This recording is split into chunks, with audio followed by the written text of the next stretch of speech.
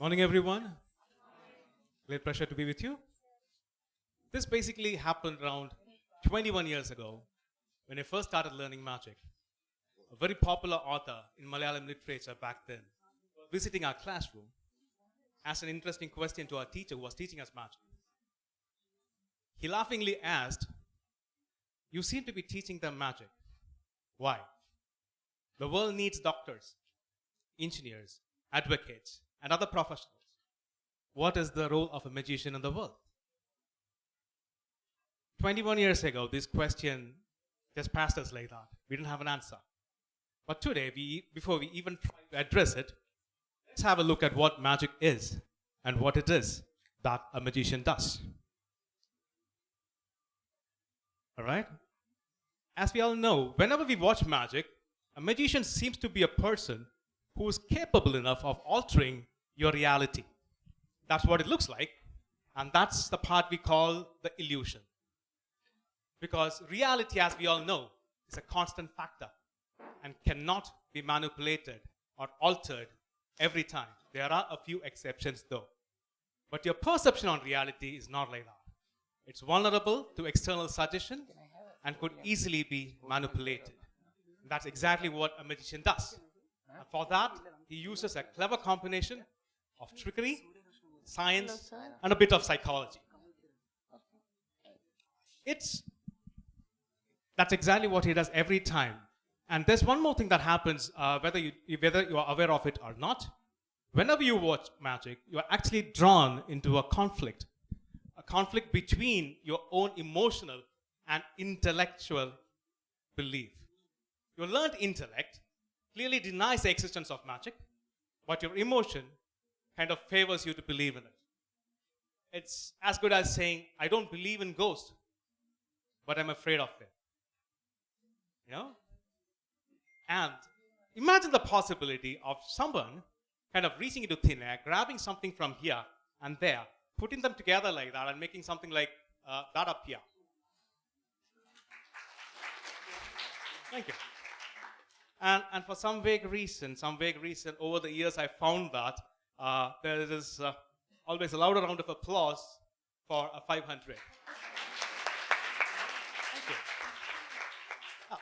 What you saw right now looks magical, but it's also something that your learned intellect clearly denies as possible, because your intellect is very well aware that a printed money cannot be pulled out of thin air. But your emotion favors you to believe in it. Why? Just because given an opportunity, you would like to do the same. Right? So basically, that's what you're living the other's emotion kind of when you're performing magic. And I was just warming up, by the way. Shall we do one more? Perfect. And I'm sorry, don't get me serious. I told you I was just warming up. So that's it. Okay. Let's actually do one more. This time, let's do one more stuff with magic, with money. Because for some reason, I always found that, people like magic with money. And to make it more interesting, I'm not going to use my money. I'm not going to use my money. I'm going to use your money for this. All right? So I need someone to kind of lend me a currency, if you would. Okay, this is a part. Oh, lovely. Thank you so much. Somebody would trust me. That was fast. Normally it takes time. And can I ask you to join me here, if you don't mind? Oh, thank you so much. Give her a good round of applause, please. Take your own time. Can I have your good name, please? Janet, nice to have you, Janet, over here. I would like you to be right over there. Thank you so much. Crowd, Janet, the crowd. Stepping closer, Janet. Let me ask you something. Before I touch the money that you have in your hand, it's something very important. We haven't met before. She seems to be very happy about it. Okay. It's always better to meet a nice person, right? So that's exactly what I think. Janet, if any of you think that, this is some kind of an understanding between us, that she was to give me the money the moment I asked for, please feel free to give her any other currency, please. The floor is open. You can give her, you can replace. Don't worry, you'll get your money back. Any other, what are you holding in your hand, 100? Any other 100 instead of that? You're most welcome to give it. You trust her? They trust you. Okay. You trust me? I love you. Okay. Janet, before I touch the currency, I want you to open it and come closer, stand in the light. I want you, the other side, read out the serial number. You can actually ignore the first 3 digits here. The 6 digits would do. 568682. That is 568682. Let's do something. People on this side, remember the first 3 digits, all right? Which would be, open it up, please, and 568. 568. Not a big deal, right? You can remember that. 568. Can we have it together? Perfect. And people on this side, the second set of 3 digits, which would be 682. 682. Perfect. Perfect. I love that. All right. Janet, step in closer. And I'll take the money from you just for a minute. All right? What's the I'm going to kind of fold it up like that. All right? Like this. Watch very closely, everyone. Don't take your eyes off the money. Keep one eye on the currency. Keep one eye on me. Keep one eye on Janet. Okay. Yeah, it's okay. Sometimes I ask for 3 much. Now, Janet, I just want you to kind of hold it in your hand, nice and clean. All right. And I should have something here for you, which, yeah, got it. I was looking for that, an envelope. All right? I have an envelope for you. And Janet, I'll take the money from you just for a moment like that. Leave it right there. You don't have a pocket. It's okay. It's okay. You can watch. Leave it right there. And Janet, do me a favor. Hold it in your hand. All right, just like that. Clip it. Fantastic. Now, the most important thing is, Janet, you've been holding on to that currency from the beginning. I mean, you have the currency. Lovely. And you remember the number. Can we have it once again, please? Perfect. And right there on the stand, you remember, that's the first thing I walked in with. Right? A little bag of mystery, let's call it, Janet, shall we? Inside the bag, we have 2 objects. Obviously, I don't think you have the faintest idea what I have inside, but I'm going to give you a clue with the first one. Let's see if you can take a wild guess on the next one. All right? The first object, Janet, that we have in there is actually a knife. Ta-da. So which I'm going to leave it right there. Can you take a wild guess what the second object would be? Sorry? The pear, fork. No, that's a very, very wise decision, though. A choice, though. Like, you would have, actually, I have here an orange. This is, like, pulling out the cup. So I'm going to try something like that. Now, I'm going to try the famous disappearing orange trick. All right? Watch this. It's called the infamous disappearing orange trick, which goes right over there. The bag goes here. The knife goes there. And Janet, you stay exactly there. Fantastic. Now watch this. The thing is, we have the orange in full view. The moment I'm going to snap my finger, the orange is going to disappear. Okay? So, you ready? And you're going to go give me a thundering round of applause the moment it disappears. Are you ready for that? Lovely. Fantastic. Here we go. Watch the orange. There we go. 1, 2, 3. Thank you so much. No, you're not supposed to laugh. You're supposed to give an applause. Oh, I'm sorry. I'm sorry. You know what that illustration on screen is? That's a 14th century illustration of a magician. That picture is called The Conjurer. It's drawn somewhere during 1470s. That's the conjurer performing, and that's the people looking at him closely. If you notice something, the person standing behind him is picking his pocket. Right? Janet, you've been holding on to that wallet. You people were watching the orange. You didn't see me do the job, did you? You've been holding on to that envelope in your hand, which has a 100-rupee note inside. Let's open the currency, see if it still has the same serial number. Go on. Ta-da. What's that? What happened? Is the money in there? No.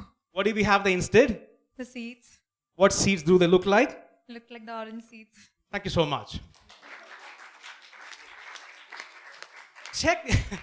Technically, what should have been inside the orange is with Janet right now, which means, watch, Janet, make sure I'm not hiding anything between my fingers, right? Nothing hidden under my watch. I have my sleeves rolled up. The orange has been there in the full view right from the beginning. And ladies and gentlemen, if this goes on right, you have something to remember for a long, long time. All right, you ready for this? Watch. Ta-da. Watch this. Because if I slice open the orange like that, right in the center, all the way around it, very carefully, watch. Janet, come closer, would you? Watch very closely because you can see from close by. If I give it a couple of turns like that, I can actually pop it open. Inside the orange, right there in the center, we have a piece of paper. Thank you. Do you mind taking it out? I don't want to touch it. All the way out. That looks like a 100-rupee note to me. I don't know. Would you open it up?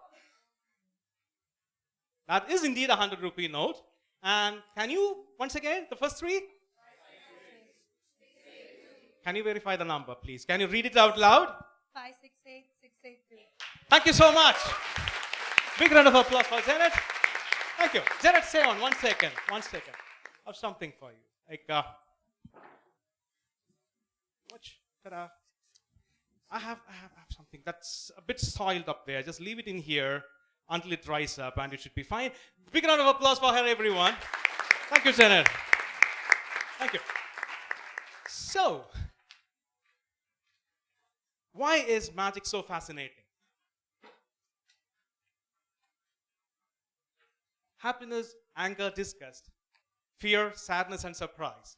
The basic 6 emotions of mankind.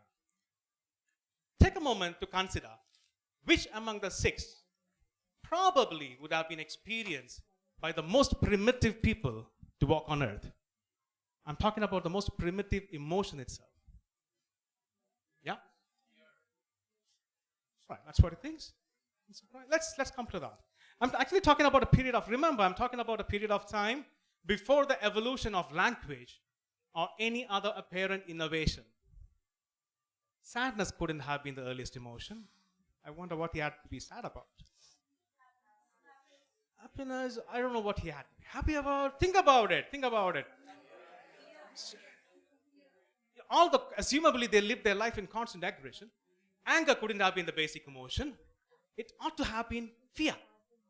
I'm talking about the most earliest emotion ever. He got it right. It had to be fear. A fear that was generated out of total ignorance about the world around him. And later, when intelligence sprouted, it prompted him to contemplate the very same factors that once frightened him the most. And there, the human brain should have first experienced a sense of wonder. Right? Millions of years later, today, when you watch a magic happen in front of you, unknowingly you are given a time, you travel back in time into the deepest seat of wonder in the brain. A journey down your genetic and learned memory lane that questions and tears apart every single law of logic that you learned, understood, and believed to be true. It simulates a situation that tickles your perception of reality. And when that happens, trust me, it's a wonderful feeling. We used to find wonder in almost everything as children. Everything was magical for us, right? The moon was so magical. Soap bubbles used to be so magical as they appeared at the end of a straw as we blew on it. They levitated on air and then they disappeared into nothing. So magical. We used to have countless hours of fun with it. And so was helium balloon. The only things that went up while every other things went down. So magical. What happened to those wonders? As we believe we grew up, as we believe we got educated, as we believe we got explanations, the wonder ceased to exist. Soap bubble, atmospheric pressure, surface tension, end of it. Moon, a dull piece of rock, doesn't even shine by itself. Nothing fascinating about it anymore. Gone. And how about helium balloons? Very simple, lighter gas, heavier gas. That's it. Take a moment to think about this. When was the last time you truly found wonder in your life? Or rather felt wonder in your life? I'll never forget the evening I walked into the first magic show somewhere during the early 1980s, holding on to my brother's hand. I should have been around 8 at that point of time.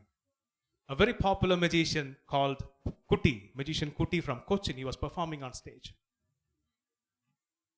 I still remember most of the stuff he did back then. And little did he realize that his magic was strong enough to make a 8-year-old boy like me fall in love with it forever.